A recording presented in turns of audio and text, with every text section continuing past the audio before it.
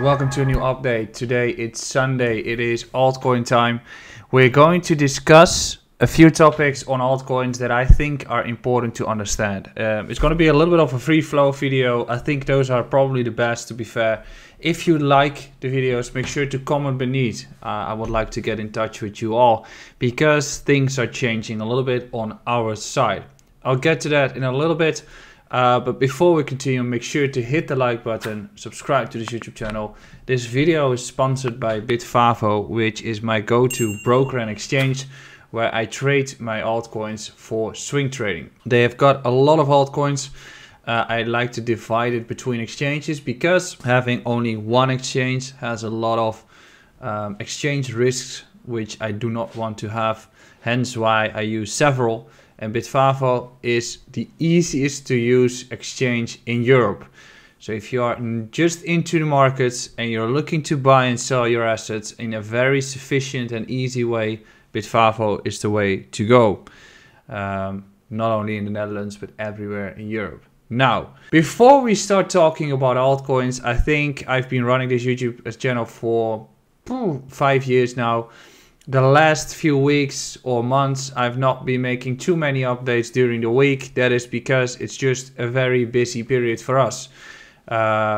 Maybe you've seen it, but the Discord with the premium channels is going to stop on January 1st. There are several reasons for that, but I'd like to share some in the way that I've been doing this for 7 years now. Being in the markets for 7 years, so I've been doing the group for 6 years on January 1st, and the regulations are going to come, which means the markets are going to shift if you are going to have a trading group in Discord, or if you have anything that provides advisory services like trading advices or anything in that particular aspect. You are required to obtain a license from January 25.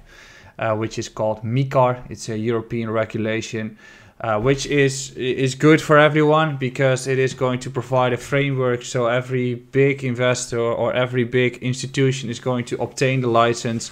The markets are going to be more institutional based and it's becoming a bit more safe. In that way, things are going to change for people that have those services. And generally, I do not like what I've been doing with the Discord. Perhaps people have been a member. We have been generating a serious return. I think for the year it's around 170%, so that's great. But ultimately you need to do what you like to do, and it's just not me anymore. So as you might have heard, the consultancy has been going live. So the Discord group stops, the consultancy kicks off, which is basically a full strategy and assistance for everyone that wants to be into this bull cycle and wants our experience and guidance through the entire cycle. We can deliver that. So that's a different path. Needs licenses as well, but it's a more professional path that I prefer to enjoy. Additionally, we are currently looking into proper asset management, but I cannot share too much about that. We are just in a testing phase, so that's going to take some time before we can finally launch that. Because obviously we can work with you. So the Discord is going to quit, and that's also why the YouTube has not been having the entire focus that it might have been. I like to share my info. I think you like it too. I like to talk about the markets. I like to provide information. So my apologies for not delivering 3 videos per week. I'm continuing to do it in the new year. I'm continuing to deliver my view on the markets, giving my view on the altcoin markets, providing information on how I would be trading the markets. And hopefully at a later point in time, we're also going to be able to provide a podcast or anything comparable to it. So that's a little bit of background. Things are changing on our side. We are focusing on a different target group. Hence why the videos have been lacking for a little bit. So apologies for that. The markets are doing really well, which also means that everybody is getting more excited. And we are into a bull cycle. The invalidation is super low for that if we want to continue having a bear cycle, and I think it's probably not going to be the case. When we talk about altcoins at this point, we can clearly see a case where the markets are following suit with Bitcoin, but there's also a different way, which is the fact that altcoins are correlated with Bitcoin and other altcoins are correlated with Ethereum and some altcoins are correlated with Solana. Not going to discuss all, but I will be giving my overview on the altcoin markets. I'll be giving my view on what I expect to see occur. And I'll be giving my view on specific altcoins, which might not be a great entry anymore, which might be a good entry. All right.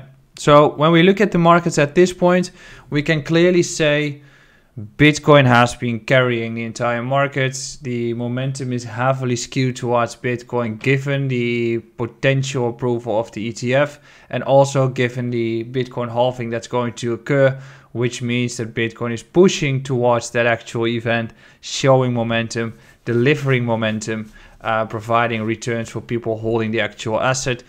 Then finally, and I've been mentioning this for ages, the Fed is at the end of the hiking policy. So right now we get a window where they are not going to cut their rates at this point, which is going to deliver the market's momentum to continue running. That's why the Nasdaq is doing so great.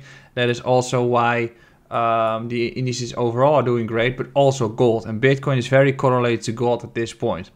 So Bitcoin is doing well. It has been seeing an intra-week period or a period that is just consolidation, some profit taking, etc., which means that we are getting towards the end stage of this current upwards run of the markets for Bitcoin. And that is fine because then the rotation game begins. And when we look at the rotation game, we can clearly see that the Bitcoin dominance is also peaking.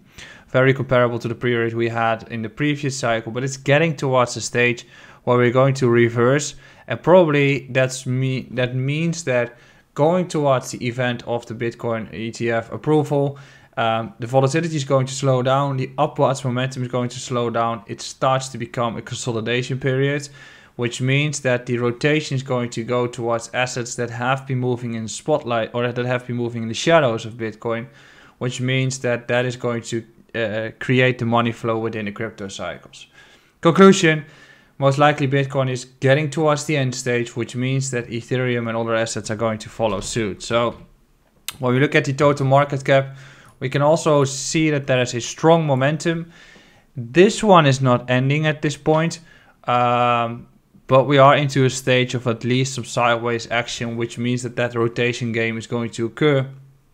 And you can see that the altcoin markets have been lacking. Bitcoin is already in this range. The total 2, which is everything excluding Bitcoin, is still lagging behind massively. There is still approximately 70% to gain. And Ethereum has been lacking too. And that's why the Bitcoin dominance chart has been going up substantially, which means that the momentum is still heavily skewed towards Bitcoin. So at this point, the rotation is going to move towards Bitcoin or towards altcoins, which means that you might be able to rotate from that towards altcoins to generate a higher return. That doesn't mean that we don't have corrections at all. We will.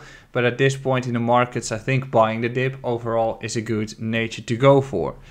So Ether, and we go towards Ether, we can just see that the altcoin markets are lagging behind heavily. Where Bitcoin is currently moving around the high of March 2022 already. Probably we find ourselves into a resistance here as we are back into this range. Ethereum, on the other hand, is just at the start of this range. So you can see that Bitcoin is the first mover still, and then the rest needs to follow.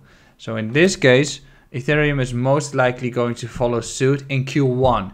So in Q1, I think that Ether is going to get the spotlight because that is also having a spot ETF approval coming up, or at least an application coming up and a proposal.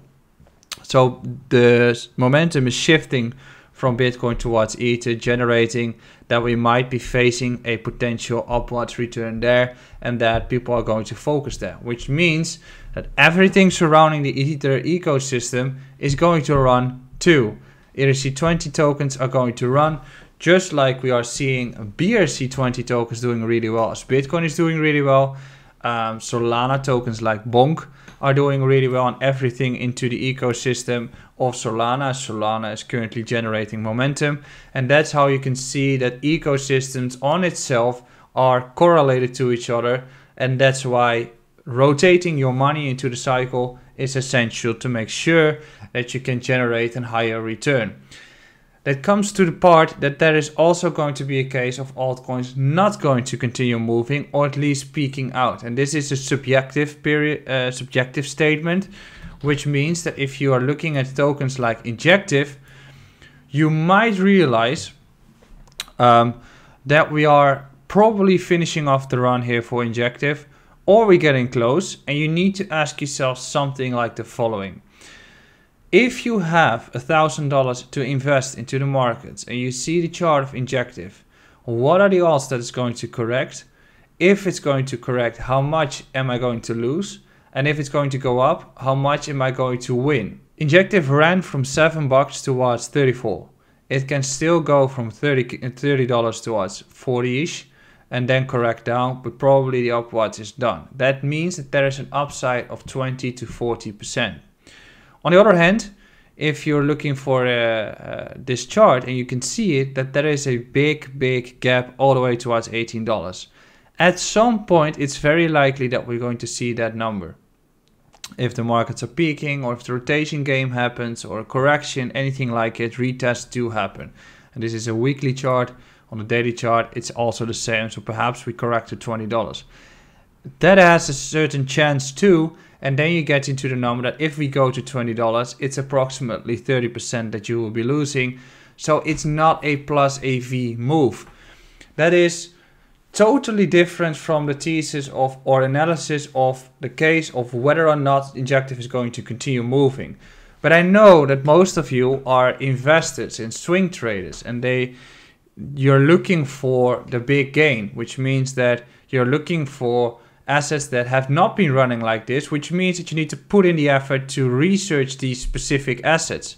So you need to get a trade going that it's in the range or stuck in the range, or at the beginning of the run, not at the end of the run, because that's when the volatility is going to slow down, and that is when the markets start to change, and that's when money from Injective goes towards other altcoins.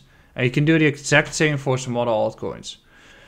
It doesn't mean that Injective or any of the coins that have been running are bad investments. It is just because the risk is too high compared to the reward that you're going to gain, because it might be done for now.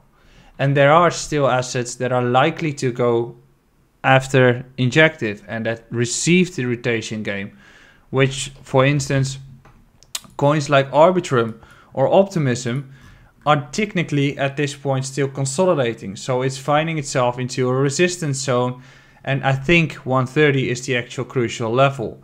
But what you can see is that the chart of Arbitrum and also from Optimism and also from some other altcoins are still in a consolidation period. And you prefer to get into a position when it's consolidating rather than something that is far out already. If it is that far out like Injective, you can still trade it, but you can trade it on lower time frames to identify day trades. And if you identify day trades, you're trading on lower time frames, which means that you're trading with a stop loss, which means that your take profits are tighter and your stop losses are tighter too, because swing trading can be done without, it is just scaling in, scaling out. In that regard, my conclusion for this video is at this point is that you should be avoiding taking excessive risk because something looks good.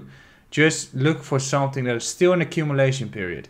If you want to get into something like Injective or like any of those coins that have been running, make sure to wait for the obvious correction that always happens. If an asset like this corrects when Bitcoin drops 10 to 20%, and this one drops like 20 to 50%, anything in that ballpark, like we have been seeing in the chart too, that is when you want to get in. The challenge is that not many people will talk about it. The challenge is that if it corrects this much, probably different assets are moving during that period. But you are going to get into a loop of constantly buying the hype. And you should realize if you buy into the hype, you're always behind the ones that have been buying before the hype. So you need to do your proper research and buy those assets that are into a consolidation period.